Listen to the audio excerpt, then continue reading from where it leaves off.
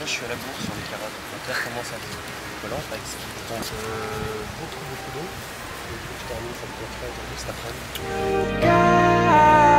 Guide you home and ignite your bones, and I will try to fix you.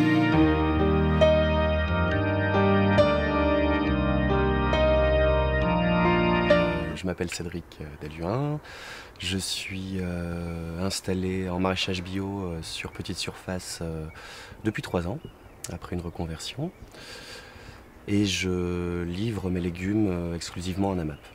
Le fait en fait d'acheter directement à un producteur, c'est une forme de soutenir son activité. C'est une reconnaissance de son travail, de pouvoir lui acheter en direct et souvent les produits sont meilleurs.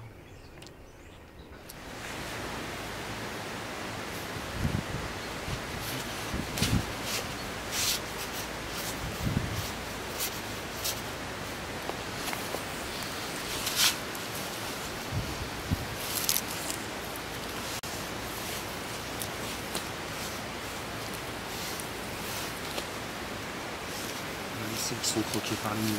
Ça, c'est les mulots, elles te les vident comme ça. Alors, du coup, nous représentons notre amie la carotte, que tu connais déjà. La voici. Merci.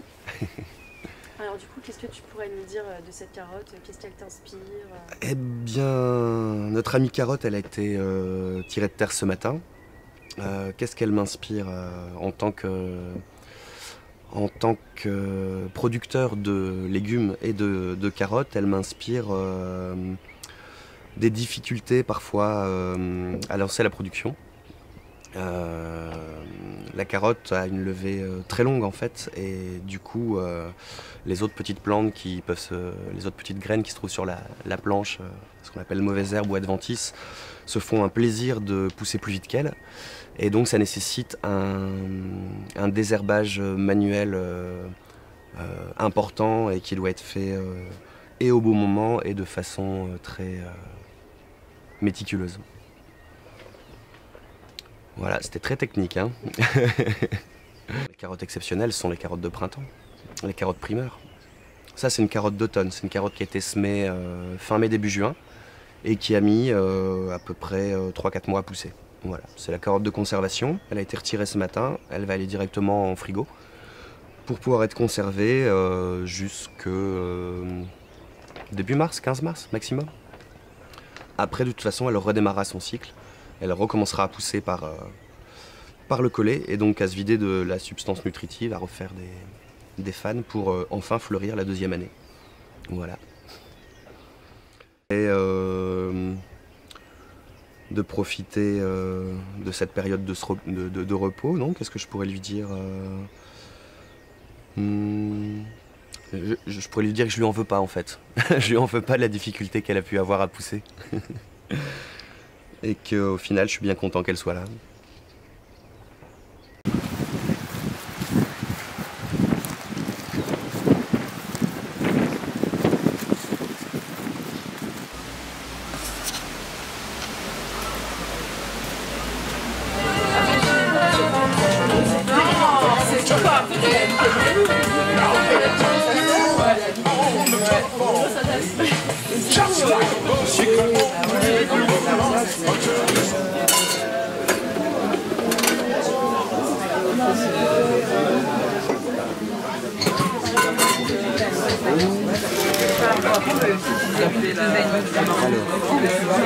Interview. Ah oui, il y a une nouvelle exposition. Alors l'idée c'est d'atteindre le kilo de carottes, de faire un petit mix entre les rouges, les oranges et les jaunes. Et on veille surtout en fait à respecter le poids, parce que le but c'est que chacun ait son kilo de carottes pour les sauter. Ouais.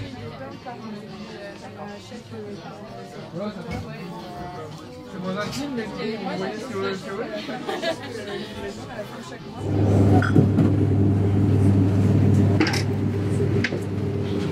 Ça va, bien fait comme il faut.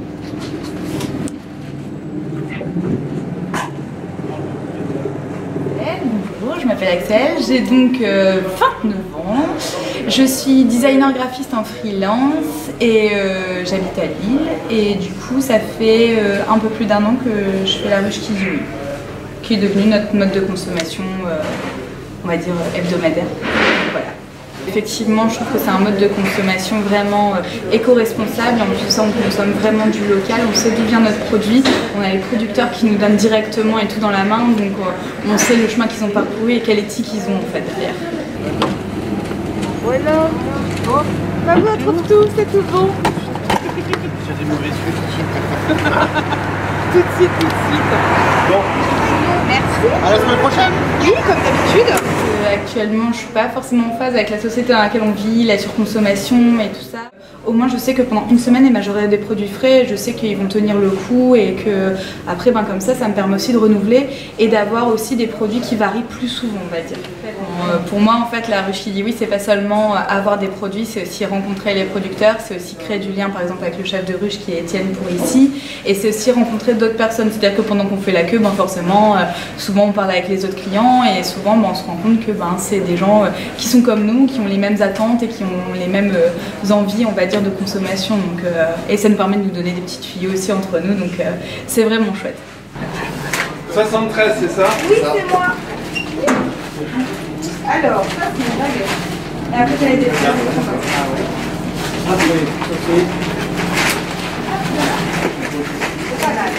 Donc ça, c'est notre amie la carotte.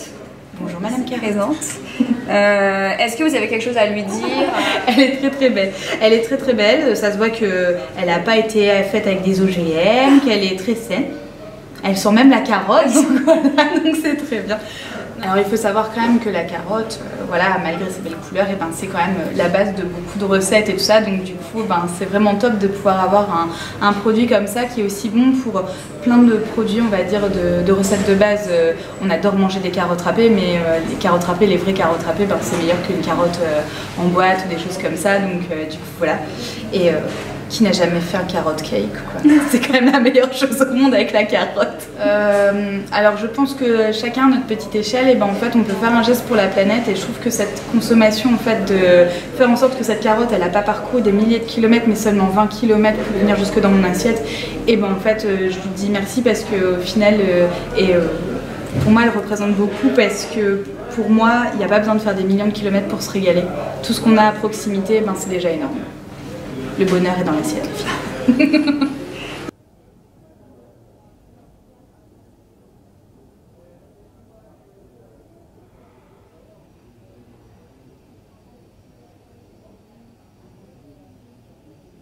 L'idée est très simple. Ici, on ne mange que des produits locaux. Donc en cuisine, il n'y a que des produits d'ici qui franchissent le seuil. C'est vite dit. Mais ça veut dire qu'on ne travaille pas le poivre, pas le chocolat, pas les farines pas locales, pas d'épices, pas de citron, pas d'huile d'olive. Tous ces produits qu'on travaille presque quotidiennement dans nos établissements généralement. Tous ces produits qu'on nous apprend à travailler à l'école de cuisine sans qu'on se pose la question de savoir de où ça vient, combien de kilomètres ça fait pour procurer 10 secondes de plaisir et dans quelles conditions ça a été cultivé. Celle que j'ai goûtée là, tu l'avais déjà associée? Ce que j'ai goûté là? J'entretiens des relations très bonnes avec mes producteurs, parce que pour la plupart j'étais pote avec eux avant même qu'on soit dans le monde de la vie, avant même qu'on soit dans la vie active en fait. On est conscient aussi, on travaille un produit différemment quand on est conscient de ce que c'est, et le meilleur exemple de ça c'est la viande, quoi. On respecte la viande et on la mange différemment quand on sait que c'est un animal qui a été tué pour ça, qui a été élevé et abattu pour ça. Consommer mieux aujourd'hui, je pense que c'est une mode et une réelle prise de conscience. Tout le monde n'a pas encore fait ce cheminement, mais quoi qu'il en soit, il y a un moment, il va falloir ouvrir les yeux sur la façon de consommer, parce que, à mon avis, on n'aura plus le choix. Donc ceux qui ont déjà commencé ce process ne font qu'anticiper, et ce sera moins violent. Il peut y avoir des modes saines et des modes porteuses de valeurs. En tout cas, ce qui est super important sur ce consommer mieux, c'est que les acteurs de cette éthique n'ont pas le droit de se planter, à mon avis, parce que peut-être que le train passera pas 2 fois, et que de toute façon, c'est aujourd'hui qu'il faut changer notre façon de consommer. Alors, eh ben, on vous présente notre amie la carotte. Enchanté. Est-ce que vous avez quelque chose à lui dire? J'espère qu'elle a été faite sans produits chimiques. Ça représente le travail de pas mal de personnes. Je sais ce que c'est que de cultiver la terre. Je viens d'une famille de fermiers. Et moi-même, je me sens comme paysan parce que je viens d'un pays et d'un territoire et d'un terroir. Après, bizarrement, c'est pas le genre de produit qui m'inspire énormément en cuisine, sauf pour les desserts. Et là, il y a l'argousier qui va arriver. L'argousier, c'est le fruit, enfin les baies d'argousier. Donc le fruit d'un arbre épineux qui pousse dans les dunes, qui a un goût un peu de fruit de la passion. Donc je vais faire un dessert bientôt carotte argousier.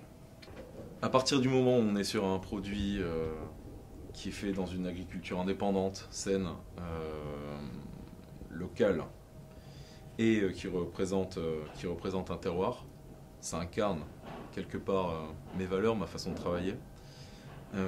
J'insiste toujours sur le côté agriculture saine et indépendante parce que nous, au-delà de travailler que des produits locaux, au-delà de travailler ces produits-là pour des raisons écologiques qui paraissent évidentes, économiques aussi parce que je préfère dépenser mon argent chez des mecs qui travaillent la terre plutôt que chez des mecs qui font du trading en légumes et qui exploitent souvent d'autres personnes, pour des raisons éthiques parce que ces personnes-là sont majeures et qu'elles ont un salaire minimum décent et elles ne sont pas payées quelques centimes par jour.